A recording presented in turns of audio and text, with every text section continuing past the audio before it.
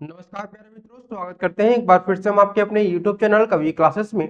आज के सेशन में हम लोग जीके के जो प्रैक्टिस सेट है उसे हम लोग कंटिन्यू करेंगे और आज हम लोग का प्रैक्टिस सेट नंबर 3 है, जिसमें हम लोग एक से बढ़कर एक क्वेश्चन को सॉल्व करेंगे जो कि आपके आने वाले प्रवेश परीक्षा के लिए बहुत ही महत्वपूर्ण है। तो चलिए शुरू करते हैं आज के हम लोग इस सेशन को, जिसमें हम लोग जीके के इंपॉर्टेंट क्वेश्चन को सॉल्व करेंगे। ठीक है, तो यहाँ पे सबसे पहले जो हम लोग आपको को शुरू कर रहे हैं उससे पहले बता दें कि हम लोग की जो दो क्लासेस चलती है, एक आपकी मॉर्निंग में, एक आप लोग की इवनिंग में, तो दोनों ही क्लासेस को आप लोग जरूर अटेंड करें क्योंकि ये आप लोग के लिए बहुत ही महत्वपूर्ण भूमिका अदा करने वाला है। ठीक है, तो पहला क्वेश्चन जो आप लोग के स्क्रीन पर यहाँ पर शो कर रहा है, क्वेश्चन नंबर 31।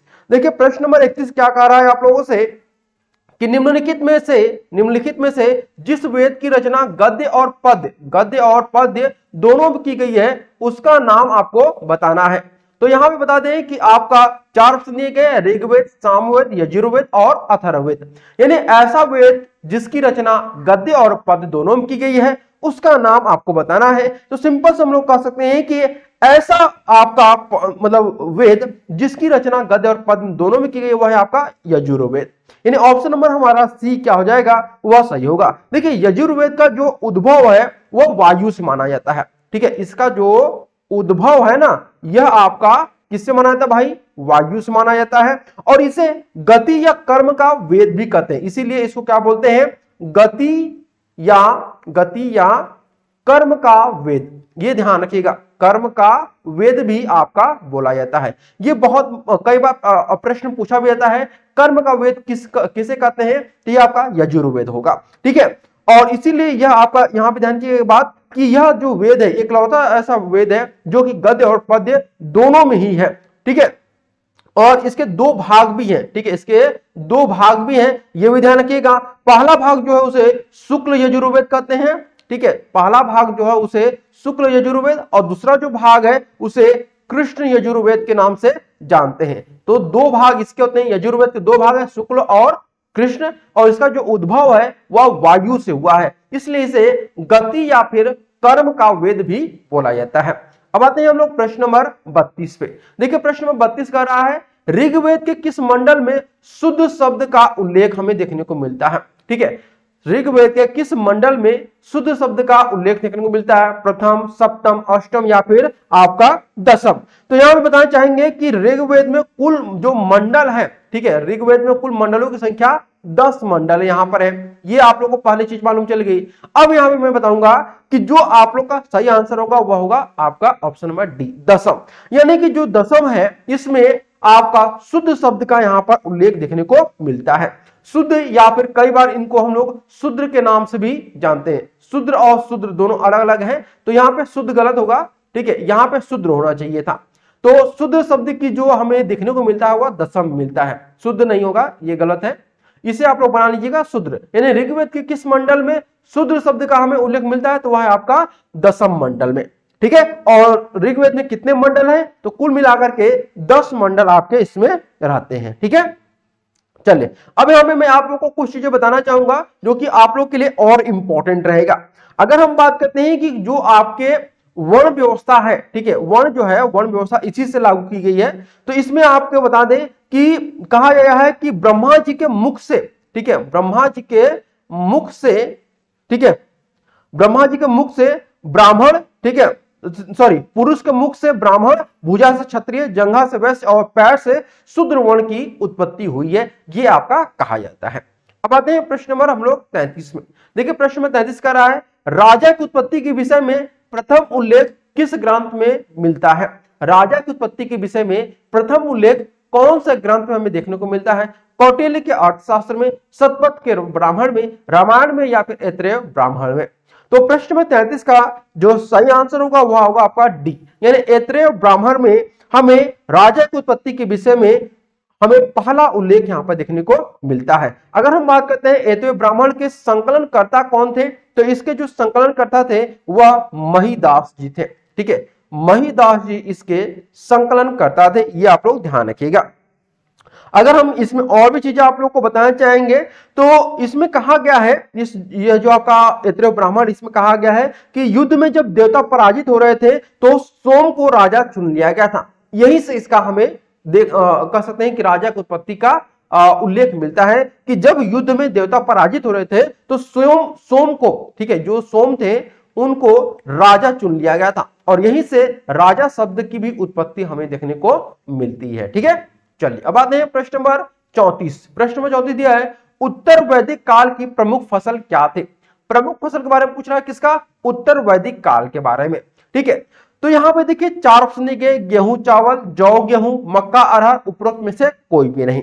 उत्तर वैदिक काल की अगर हम बात करते हैं कि जो प्रमुख फसल थी वो आपकी ऑप्शन नंबर ए गेहूं और चावल थे। ठीक है, ये इनमें 2 फसल बहुत ही प्रमुख थे। ठीक है, और यहां पे ध्यान रखिएगा कि चावल को ब्रीही और तंतुल और गेहूं के लिए गोधूम भी कहा जाता है, यानी कि जो आपका चावल है इसका एक अन्य नाम है, वह अन्य नाम भी आप लोग जान लीजिएगा क्योंकि कई बार आप लोगों से पूछ भी सकता है। तो चावल को ब्रीही के नाम से जानते हैं और गेहूं जो है आपका उसे इसमें गेहूं को गोधूम के नाम से जाना जाता है। ठीक है, किसमें? गोधूम के नाम से, यानी चावल को ब्रीही और गेहूं को गोधूम के नाम से उस समय जाना जाता था। यानी कि जब उत्तर वैदिक काल था उस समय चावल नहीं कहा जाता था बल्कि ब्रीही कहा जाता था और गेहूं को गोधूम कहा जाता था। ठीक है, चलिए अब आते हैं प्रश्न नंबर हम लोग 35 दिया है, ऋग्वेद संहिता की रचना किस क्षेत्र में की गई है? ऋग्वेद संहिता की रचना किस क्षेत्र में की गई है ये आपको बताना है। तो आपको बताना चाहेंगे कि इसकी जो रचना है वह आपकी सप्त सिंधु प्रदेश में की गई है। सप्त सिंधु प्रदेश यानी कि सिंधु घाटी सभ्यता में इसकी रचना की गई, ये आप लोग का यहां पर देखने को मिलता है। और यहां पे बताना चाहेंगे कि ऋग्वेद में आर्य शब्द 33 बार प्रयोग किया गया है, इसीलिए यहां पे कहा जाता है ऋग्वेद में जो आर्य शब्द है ना, आर्य शब्द, इसका जो प्रयोग है वह कुल 33 बार किया गया है, इसीलिए इसकी रचना को सप्त सिंधु प्रदेश के क्षेत्र में कहा जाता है। ठीक है, चलिए अब आते हैं हम लोग अगले प्रश्न की तरफ।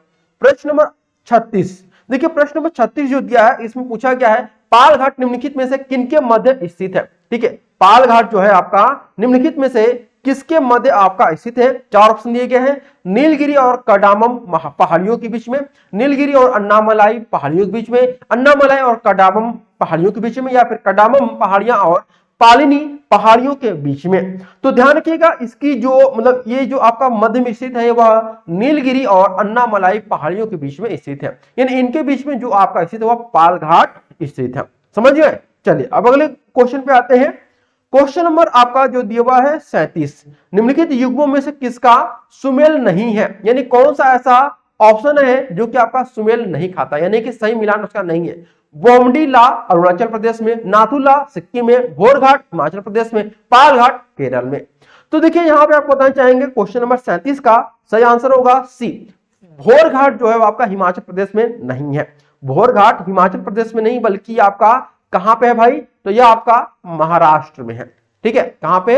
महाराष्ट्र में। इसके बारे में अगर और भी मैं आपको बताना चाहूंगा तो इसमें 21 किमी लंबी दर्रे हैं। ठीक है, लंबी दर्रा है जिसमें 28 रेलवे स्टेशन है। अगर बात करते हैं इस यह कितना किमी लंबी है तो 21 किमी लंबा आपका यह दर्रा है और इसमें लगभग अगर हम बात करते हैं तो 28 रेलवे स्टेशन है। ठीक है, रेलवे सुरंग है, रेलवे स्टेशन नहीं बल्कि रेलवे सुरंग इसमें आपकी है।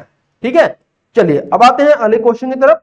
क्वेश्चन नंबर आपका दिया हुआ है 38, इनमें से कौन सा दर्रा पश्चिमी घाट पर्वत श्रृंखला में नहीं है? ठीक है, इनमें से कौन सा दर्रा जो है वो आपका पश्चिमी घाट पर्वत श्रृंखला में नहीं है? थाल घाट, भोर घाट, खैबरा दर्रा या फिर पाल घाट। तो क्वेश्चन नंबर 38 अगर हम बात करते हैं तो सही आंसर हो जाएगा सी, खैबर दर्रा जो है वो आपका पश्चिमी घाट पर्वत श्रृंखला में स्थित नहीं है। ठीक है, ये ध्यान रखिएगा। अगर हम बात करते हैं जो खैबर दर्रा वो कहां पे है तो यह आपका पाकिस्तान में है। ठीक है, कहां पे आपका भाई? यह आपका पाकिस्तान में है और यह पाकिस्तान और अफगानिस्तान को भी जोड़ता है। पाकिस्तान और जो आपका अफगानिस्तान है ना, इन दोनों को ही जोड़ने का जो कार्य करता है वह कौन करता है? तो वह खैबर दर्रा करता है। ठीक है, चलिए अब आते हैं प्रश्न नंबर 39 में। निम्नलिखित युग्मों में से कौन सुमेलित नहीं है? एक तरफ दिया है आपका पर्वत दर्रा और दूसरी तरफ आपका राज्य दिया हुआ है। Option number A Shipkila Himachal Pradesh, Bomdila Arunachal Pradesh, Nathula Meghalaya, Zoji La Jammu और कश्मीर। तो यहां पे आपको बताना चाहेंगे कि जो सही आंसर है आपका वह बी सही होगा, यानी कि बॉम्बडी लॉ जो है अरुणाचल प्रदेश में नहीं है। ठीक है, यहां पे ध्यान रखिएगा आप लोग का कि सॉरी बॉम्बडी लॉ नहीं आपका हो जाएगा, यहाँ पे सिपुलिक हो जाएगा। ठीक है, क्या हो जाएगा आपका सिपुलिक। एक बात ध्यान रखिएगा, यहाँ पे जो आपका ऑप्शन दिया गया है, ठीक है, बोनिला, तो इसमें आपका ऑप्शन नंबर बी सही होगा। बी मतलब आपका जो सही आंसर होगा वह सही है। ठीक है, यानी बॉम्बडी लॉ अरुणाचल प्रदेश से नहीं है। अब अगले क्वेश्चन पे आते हैं हम लोग। क्वेश्चन नंबर आपका दिया हुआ है 40। क्वेश्चन नंबर 40 दिया हुआ भाई, क्या दिया हुआ यहाँ पर, एक मिनट, मैं आप लोग को गलती बता दिया था। क्वेश्चन नंबर 39 जो होगा उसका ऑप्शन नंबर बी नहीं होगा बल्कि आपका सी सही होगा। ठीक है, नाथुला आपका यहाँ पे सही आंसर होगा। देखिए जो आपका नाथुला है ना वह मेघालय में नहीं है, यह बात आप लोग ध्यान रखिएगा। चलिए अगले क्वेश्चन पे आते हैं हम लोग। क्वेश्चन नंबर आपका दिया हुआ है 40। निम्नलिखित दर्रों में से किससे होकर के लेह जाने का रास्ता है? निम्नलिखित दर्रों में से किससे होकर के लेह जाने का रास्ता है? जोजिला, सिपकीला, चुंबी घाटी या फिर आपका बनिहाल।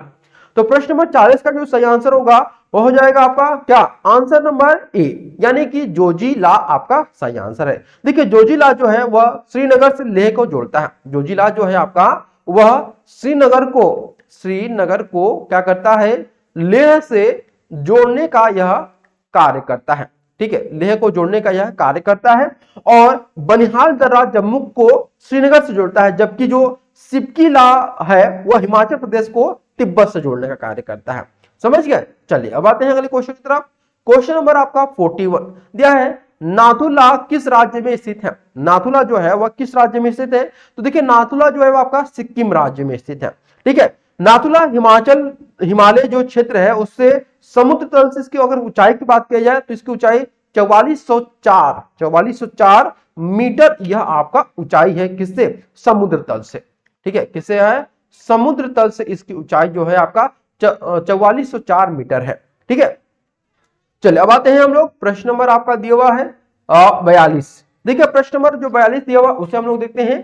प्रश्न दिया है कि 6 वर्ष की आयु से 14 वर्ष की आयु के सभी बच्चों को शिक्षा का अधिकार है। ठीक है, 6 वर्ष से लेकर के 14 वर्ष तक के बच्चों को शिक्षा का अधिकार है। अब ये जो शिक्षा का अधिकार है यह क्या है? राज्य की नीति सिद्धांतों में सम्मिलित है, मूल अधिकार है, संवैधानिक अधिकार या उपयुक्त में से कोई नहीं। तो प्रश्न नंबर 42 अगर हम बात करते हैं तो जो सही आंसर होगा वह आपका बी सही होगा, यानी यह मूल अधिकार है। 6 वर्ष से लेकर 14 वर्ष की आयु के जो बच्चे होंगे उनको शिक्षा का अधिकार है, तो यह आपका मूल अधिकार है। अब आते हैं प्रश्न नंबर 43 दिया है, डॉक्टर भीमराव अंबेडकर ने निम्न मौलिक अधिकारों में से किसे संविधान का हृदय और आत्मा कहा है? यानी कि जो भीमराव अंबेडकर हैं उन्होंने किसको संविधान का हृदय और आत्मा कहा है? 4 ऑप्शन है, समानता का अधिकार, स्वतंत्रता का अधिकार, धार्मिक स्वतंत्रता का अधिकार या फिर संवैधानिक उपचारों का अधिकार। तो 43 का जो सही आंसर हो जाएगा वो हो जाएगा आपका ऑप्शन नंबर डी, यानी कि संवैधानिक उपचारों का अधिकार, इसे संविधान का हृदय और आत्मा कहा है उन्होंने। अब आते हैं प्रश्न नंबर 44। निम्न में से कौन मूल अधिकार के अंतर्गत नहीं आता है? मूल अधिकार के अंतर्गत नहीं आता है स्वतंत्रता का अधिकार, समानता का अधिकार, संपत्ति का अधिकार, शोषण के विरुद्ध अधिकार। तो प्रश्न नंबर 44 का जो सही आंसर होगा वह हो जाएगा ऑप्शन नंबर सी, यानी कि संपत्ति का जो अधिकार है वह मूल अधिकार के अंतर्गत नहीं आता है। अब आते हैं प्रश्न नंबर 45। भारतीय संविधान में निम्न में से कौन सा अधिकार प्रदान नहीं करता है? भारतीय संविधान निम्न में से कौन सा अधिकार प्रदान नहीं करता है? समान आवास का अधिकार, समानता का अधिकार, धर्म पालन करने का अधिकार, स्वतंत्रता का अधिकार। तो प्रश्न नंबर 45 का सही आंसर हो जाएगा, देखिए प्रश्न पूछा गया है कि भारतीय संविधान निम्न में से कौन सा अधिकार प्रदान नहीं करता है, तो प्रदान नहीं करता तो वह हो जाएगा आपका समान आवास का अधिकार, यह हमारा संविधान नहीं प्रदान करता है। अब आते हैं प्रश्न नंबर 46। मौलिक अधिकार कौन सा है? वाद योग्य, अवाद योग्य, लचीले या फिर कठोर। तो देखिए जो मौलिक अधिकार होते हैं ना वह आपके वाद योग्य होते हैं। क्या होते हैं? आपके वाद योग्य होते हैं। ठीक है, अब आज हम बात करने वाले हैं यूपी बीएड प्रवेश परीक्षा 2023 की बेस्ट बुक के बारे में। इस बुक में आप लोगों को सारे स्टडी मटेरियल आप लोग को मिल जाएंगे जो आप लोग के एग्जामिनेशन के लिए बहुत जरूरी है। यहाँ पे आप लोग देख सकते हैं कि आपका कला वर्ग का सभी आपका है, चाहे आप सामान्य ज्ञान हो, हिंदी हो, सामान्य अभिरुचि या फिर आपका जो सब्जेक्ट ग्रुप है, ये आपका फुल स्टडी गाइड बुक है जिसमें आप लोग 27 से ज्यादा प्रश्न मिलेंगे, साथ ही आपको 6 सॉल्व्ड पेपर भी मिलेंगे आप लोगों को।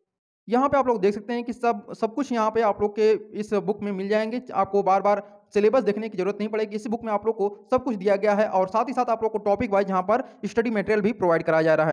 तो यहाँ पर आप लोग सारी चीज़ें मैं आप लोग को एक बार दिखा रहा हूँ ताकि आप लोग समझ सके कि किस प्रकार का बुक आप लोग के लिए सर्वश्रेष्ठ साबित हो सकता है। चक्षु प्रकाशन की बुक को आप लोग परचेज करने के लिए आप लोग अपने नज़दीकी बुक शॉप पे जब जा सकते हैं या फिर आप लोग अमेजॉन, फ्लिपकार्ट या फिर किसी भी तरह से आप लोग इसको मंगा सकते हैं अपने यहाँ।